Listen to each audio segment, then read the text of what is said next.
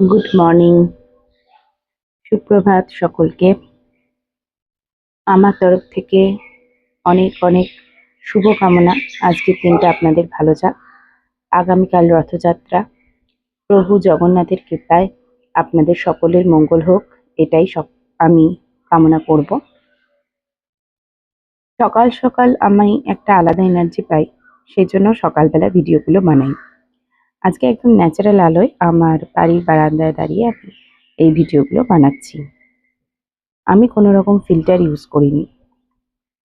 আমার স্কিন আর যেরকমই হোক যথেষ্ট হাইড্রেটেড কিন্তু থাকে।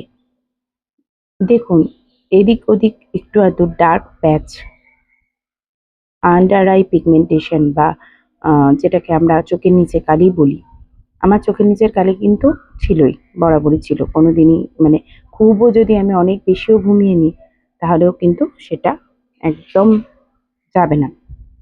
চোখটা আমার বসা, সবার সমান হয় না। সেলিব্রিটিদেরও থাকে, তারা মেকআপ করে থাকে বা সেরকমভাবে থাকে, তারা নিজেদেরকে সেভাবে মেনটেন করে, সেটা সেই জন্য আমরা বুঝতে পারি না। আচ্ছা, আপনারা আমার ন্যাচারালি স্কিন দেখতে পারেন, ওপেন পোর্স কিন্তু আছে বয়সের সাথে যেটা হয়, কিন্তু যথেষ্ট হাইড্রেশন এবং প্লামনেস কিন্তু আমার স্কিনে আছে। একটু ফাম্বল করছি, কিছু মনে করবেন না, সকালবেলা তো। এইমাত্র আমি আমার ব্ল্যাক কফি শেষ করলাম। ব্ল্যাক কফি নিয়ে আরেকদিন ভিডিও করব। আজকে একটা ভিডিও করছি ঘুম নিয়ে।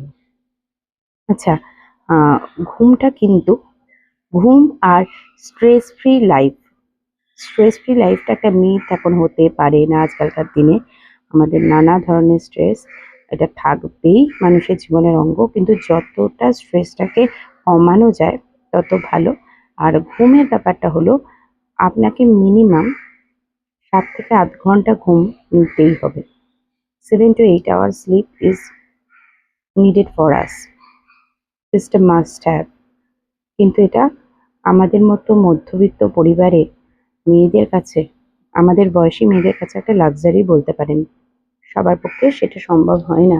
সংসারের দায়িত্ব আছে, বাচ্চার পড়াশোনার দায়িত্ব আছে। আমি চেষ্টা করি ওটা করার।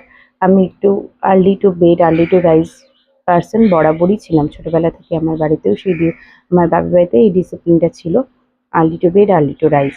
তো early to bed early to rise খুবই ভালো, যদি আপনারা ফলো করতে পারেন তাহলে খুবই ভালো। নিজের বাচ্চাদেরও লাইফে যদি সেটা ইমপ্লিকেট করতে পারেন। পড়াশোনার জন্য রাত্রির বেলা পড়ার থেকে আমি ভোরবেলা উঠে পড়াটা প্রেফার করতাম। আমি পড়াশোনায় মোটেই খুব ভালো নই, আমি সেটা বলছি না, কিন্তু আমি প্রেফার করতাম ভোরবেলা উঠে পড়াটা। যাই হোক, আপনারা চেষ্টা করুন দিনের মধ্যে 7 ঘন্টা থেকে 7.5 ঘন্টা ঘুমটা যাতে নিতে পারেন। কারণ ঘুম যখনই কম হবে বা স্ট্রেস যখনই হবে, আমাদের মেয়েদের আর কিছু হোক না হোক হেয়ার ফল কিন্তু হবে। আমার কিন্তু হেয়ার ফল হয়। এবার অনেকের আছে, অনেকের ভীষণ লাগে, তাদের ন্যাচারালি তাদের এরকম জেনেটিক বা সেরকম মানে অনেকের আছে ভালো মতন, যেমন হেয়ার ফল হয় তেমনি হেয়ার গ্রোথ হয়, সেই জন্য তাদের হেয়ারের থিকনেসে কোনো প্রবলেম হয় না। কিন্তু আমার কিন্তু হয়, বর্ষার সিজন আসুক, বেশি ঘাম হোক, মাথা প্যাচপ্যাচে পুরো সারা মাথা তেলতেলে হয়ে যায়, হেয়ার ফল হয়। স্ট্রেসের জন্য চোখের কালি আরও বেড়ে যায়। স্কিনে তার পুরোপুরি পরিষ্কার বোঝা যায় যে আপনি স্ট্রেসড আউট। আর স্ট্রেস কমানোর উপায়টা কি? স্ট্রেস কমানোর উপায় হলো, আপনি খুব ভালো উপায় হলো প্রাণায়াম। রাতে ঘুমোতে যাওয়ার আগে প্রাণায়াম করুন। সকালবেলা ঘুম থেকে উঠে first thing in the morning pranayama করুন। প্রাণায়াম করলে কিন্তু স্ট্রেস কন্ট্রোল হতে বাধ্য। আজকালকার বিজি লাইফে স্ট্রেসটা একদম বাদ যাবে সেটা আমি বলছি না, কিন্তু আজকাল যে সমস্ত লাইফস্টাইল ডিজিজগুলো আমাদের হচ্ছে, লাইফস্টাইল ডিজিজের মধ্যে যেগুলো রয়েছে, আপনি বলতে পারেন hyper tension, diabetes, cholesterol rate বেড়ে যাওয়া, তারপর ট্রাইগ্লিসারাইড বেড়ে যাওয়া, এইগুলো কিন্তু স্ট্রেস থেকে বেশি হচ্ছে। আমরা উল্টোপাল্টা হাবিজাবি খাচ্ছি। আমাদের তেল, ঘি কোনোটাই শুদ্ধ বিশুদ্ধ এটা আমি বলতে পারি না, ক্লেম করতে পারি না। কিন্তু তা সত্ত্বেও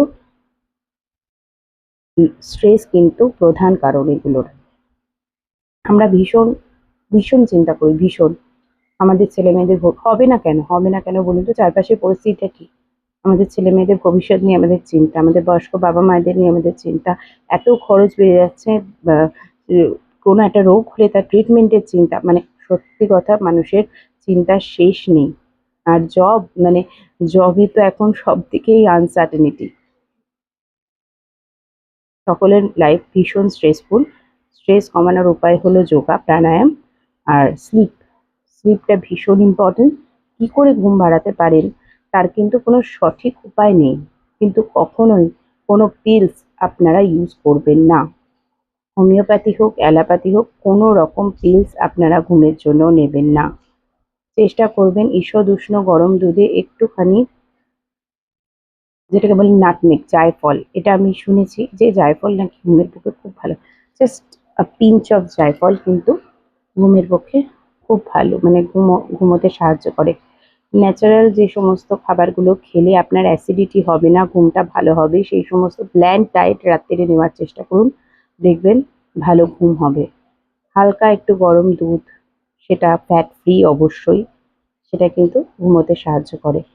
আর ক্যাফিন ইনটেক কমাতে হবে। কফি কিন্তু খাবেন, কিন্তু সেটা দিনের মধ্যে খাওয়া শেষ করবেন। বিকেলবেলা সন্ধেবেলার পর থেকে চা কফি খাওয়া যাবে না। সেগুলো কিন্তু আপনার ঘুমের মধ্যে নেগেটিভ এফেক্ট করে। নেগেটিভ এফেক্টটা আপনার শরীরে কতটা ক্ষতিকর এখন বুঝতে পারবেন না, 40 পেরোলে বুঝতে পারবেন। আর একটা জিনিস যেটা ঘুমটাকে এফেক্ট করে সেটা হলো স্ক্রিন টাইম। আমাদের স্ক্রিন টাইম প্রচণ্ড বেশি, জানি। আমাদের লাইফে একটাই এন্টারটেনমেন্ট, এই যেটা আমার হাতে রয়েছে, মোবাইল। মোবাইল ছাড়া কিন্তু আমরা চলি না। স্ক্রিন টাইমটা আপনারা চেষ্টা করুন ঘুমোতে যাওয়ার 1-2 ঘন্টা আগে থেকে মোবাইলটাকে সাইড করে দিতে। তাহলে দেখবেন ঘুমটা ভালো হবে। ভালো করে ঘুমোন, ভালো থাকুন, সুস্থ থাকুন, নিজেকে ভালোবাসুন। আশা করি আমার কন্টেন্টটা আজকে আপনাদের ভালো লাগবে। ভালো থাকবেন সবাই।